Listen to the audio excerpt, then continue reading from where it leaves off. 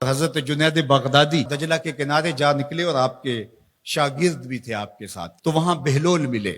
بہلول ایک مجذوب تھے، تو کہا کہ چلیے ان سے زیادہ بات کرتے ہیں۔ تو شاگردوں نے کہا یہ تو ایک دیوانہ شخص ہے اور آپ اس سے کیا ملیں گے، آپ اتنے پڑھے لکھے عالم اور اتنے بڑے فقیہ اور صوفی، اور ایک دیوانے شخص سے آپ ملیں گے۔ دنیا اس کو دیوانہ کہتی تھی، بہلول دیوانہ۔ لیکن سعدی بولے کہ سعدیہ نزدیک رائے عاشقاں، خلق مجنونند و مجنو عاقل است، کا اصل تو عاقل یہ لوگ ہیں۔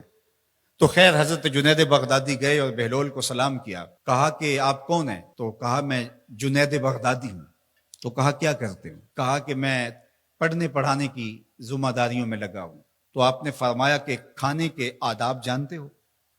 تو کہا کہ ہاں، ہاتھ دھوئے جائیں، بسم اللہ شریف پڑھی جائے، چھوٹا لقمہ لیا جائے اور چبا چبا کے کھایا جائے، اور اس کے بعد الحمدللہ کہا جائے۔ تو بہلول کہنے لگا کہ میں تو آپ کو بہت بڑا عالم سمجھتا تھا، آپ تو کھانے کے ادب کو بھی نہیں جانتے۔ اور اپنا کپڑا اٹھایا، جھاڑا اور ایک جانب چل دیے۔ شاگردوں نے کہا ہم نے آپ کو کہا تھا کہ اس شخص کے پیچھے جانے کا کیا فائدہ، یہ تو دیوانہ شخص ہے۔ تو کہا نہیں میں اس کے پیچھے چلتا ہوں۔ پھر آپ اس کے پیچھے بھاگے۔ تو پھر بہلول نے پلٹ کے دیکھا، کہا کہ کون ہو؟ کہا کہ میں جنید ہوں، آپ کو ملنے آیا ہوں۔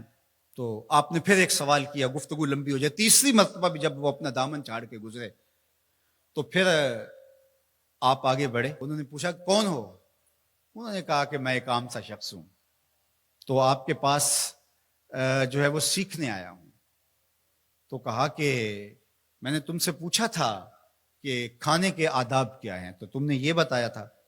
کہا جی میں نے تو یہی پڑھا ہے اور میں نے یہی بتایا ہے۔